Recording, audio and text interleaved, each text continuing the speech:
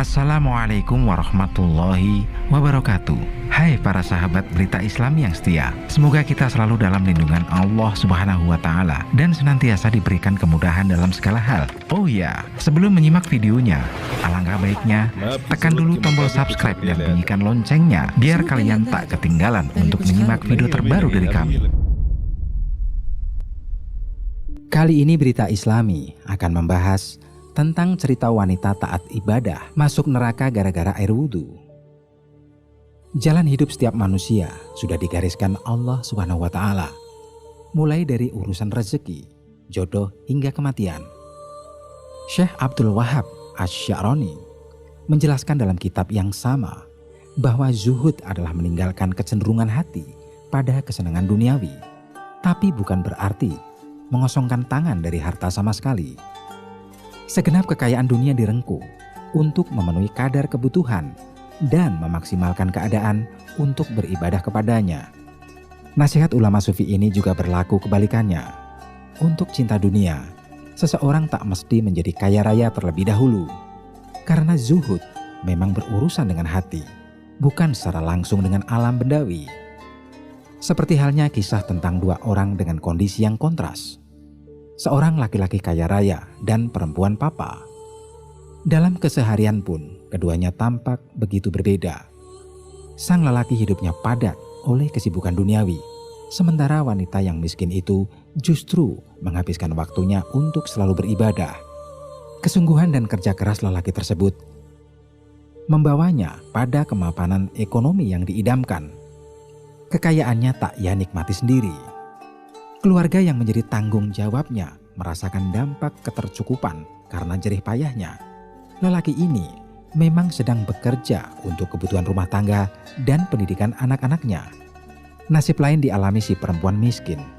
Para tetangganya tak menemukan harta apapun di rumahnya, kecuali sebuah bejana dengan persediaan air wudhu di dalamnya.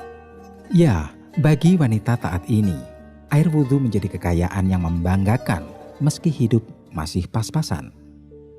Bukanlah pesucian menjadikan ibadah kita lebih diterima dan khidmat, dan karenanya menjanjikan balasan yang jauh lebih agung dari sekedar kekayaan duniawi yang fana ini.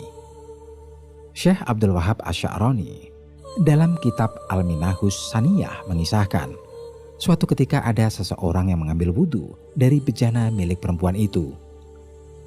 Melihat hal demikian, si perempuan berbisik dalam hati, kalau air itu habis, lalu bagaimana aku akan berwudu untuk menunaikan sembahyang nanti malam?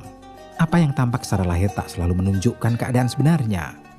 Diceritakan, setelah meninggal dunia, keadaan keduanya jauh berbeda. Sang lelaki kaya raya itu mendapat kenikmatan surga, sementara si perempuan papa yang taat beribadah itu justru masuk neraka. Apa sebabnya? Lelaki hartawan tersebut menerima kemuliaan lantaran sikap zuhudnya dari gemerlap duniawi. Kekayaannya yang banyak tak lantas membuatnya larut dalam kemewahan, cinta dunia, serta kebahilan. Apa yang dimilikinya semata untuk kebutuhan hidup, menunjang keadaan untuk mencari ridha Allah. Pandangan hidup semacam ini tak dimiliki si perempuan. Hidupnya yang serba kekurangan justru menjerumuskan hatinya pada cinta kebendaan.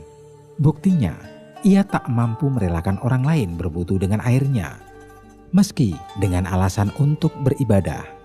Ketidakikhlasannya adalah petunjuk bahwa ia miskin bukan karena terlepas dari cinta kebendaan, melainkan dipaksa oleh keadaan. Selain daripada itu, apakah seorang wanita dapat menarik atau menjerumuskan lelaki ke dalam neraka? Ada beberapa golongan pria yang bakal masuk neraka karena ditarik wanita. Di antaranya, yang pertama adalah ayah si wanita. Peran ayah salah satunya mendidik anak-anaknya agar menjadi manusia yang soleh dan solehah. Jika peran itu tidak dijalankan, maka dianggap tidak menjalankan amanah agama. Kedua, yaitu suaminya. Apabila seorang suami tidak mendidik istrinya sehingga ia membiarkan istrinya menampakkan perhiasan kepada selain muhrimnya, meninggalkan kewajiban sholat, puasa, dan lain sebagainya, maka ia akan ditarik oleh istrinya ke neraka. Ketiga adalah kakak laki-lakinya atau walinya. Secara otomatis tanggung jawab menjadi kehormatan wanita dan keluarga ibunya jatuh kepada saudara laki-laki tertua. Apabila ayahnya sudah tidak ada, jika ia hanya mementingkan keluarganya saja dan membiarkan adik perempuannya saat melakukan hal-hal yang dilarang oleh Allah, maka ia akan ditarik oleh adiknya di akhirat kelak. Terakhir, yaitu anak laki-lakinya. Seorang anak tidak menasihati terhadap ibunya dan keluarganya tentang Islam, maka anak itu akan dimintai pertanggungjawaban di akhirat kelak. Wallahu a'lam bishawab. Oke para sahabat Berita Islami, semoga apa yang kita sampaikan bermanfaat untuk kita semua. Kita akan sambung lagi di lain waktu dan kesempatan. Tetaplah stay tune di channel Berita Islami. Wassalamualaikum warahmatullahi wabarakatuh.